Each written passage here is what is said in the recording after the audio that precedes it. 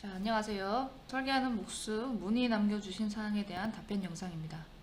자, 대지 설정에서 도로폭을 정하는 방법, 그리고 자, 여기 강의에 이 슬라브를 만드는 그 장면을 보신 것 같아요. 이런 부분에 대한 문의, 쉬프트를 어떻게 쓰느냐.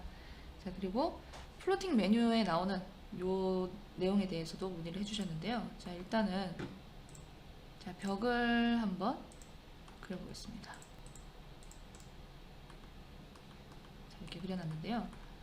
추가 선택은 벽을 선택을 하고 컨트롤 누른 상태에서 다음 벽을 선택하면 추가 선택이 됩니다.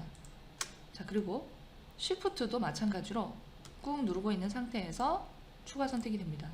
자, 선택에 있어서 쉬프트와 컨트롤의 차이는 사실은 저는 잘 모르겠습니다. 그래서 컨트롤과 쉬프트는 선택에 있어서 동일하다, 이렇게 말씀을 드렸던 거고요.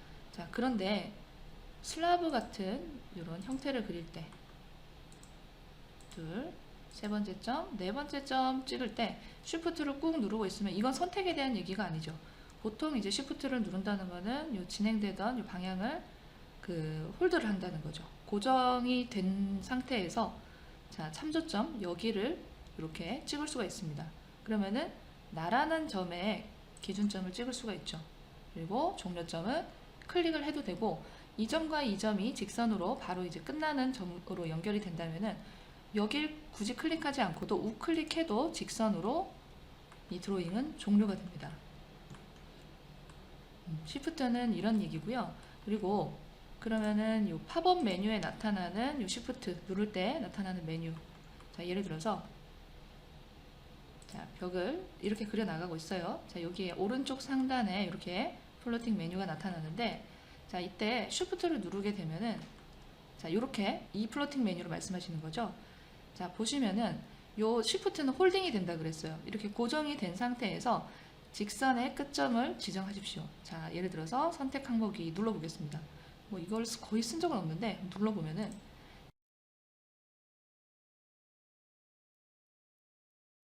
자, 요 홀딩된 상태, 아까 고정되었던 상태에서 이 끝점이 어디까지 가냐면 예를 들어서 요 선 클릭.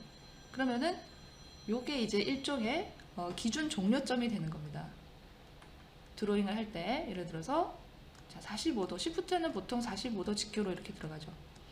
자, 요 직교 모드로 이렇게 진행을 하다가 자, 종료점을 찍을 건데 자, 선택 항목 위 하고 나오네요.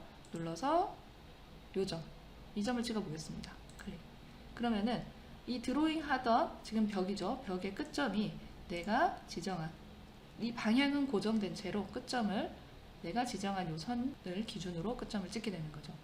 이거는 이제 드로잉 할 때 나타나는 요 플로팅 메뉴라고 볼 수가 있습니다. 항상 나오는 건 아니에요. 드로잉에 관계된 예를 들어서 폴리라인, 이것도 드로잉이죠. 시작점, 다음 점, 자, 홀드, 쉬프트를 누르고 홀드를 한 다음에 선택 항목이 나오죠.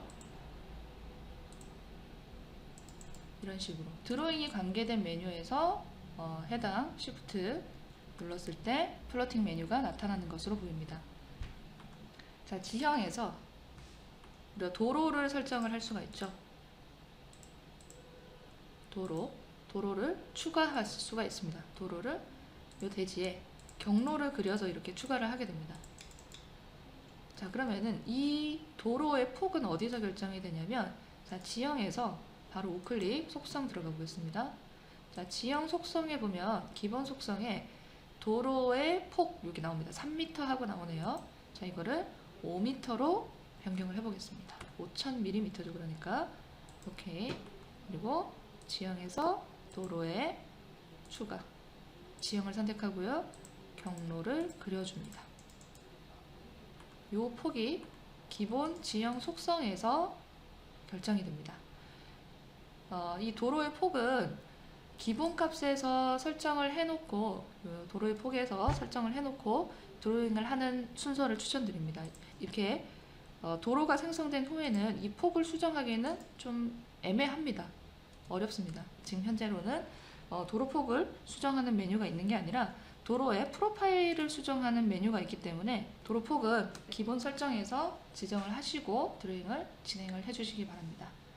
자, 답변 영상을 마치도록 하겠습니다. 감사합니다.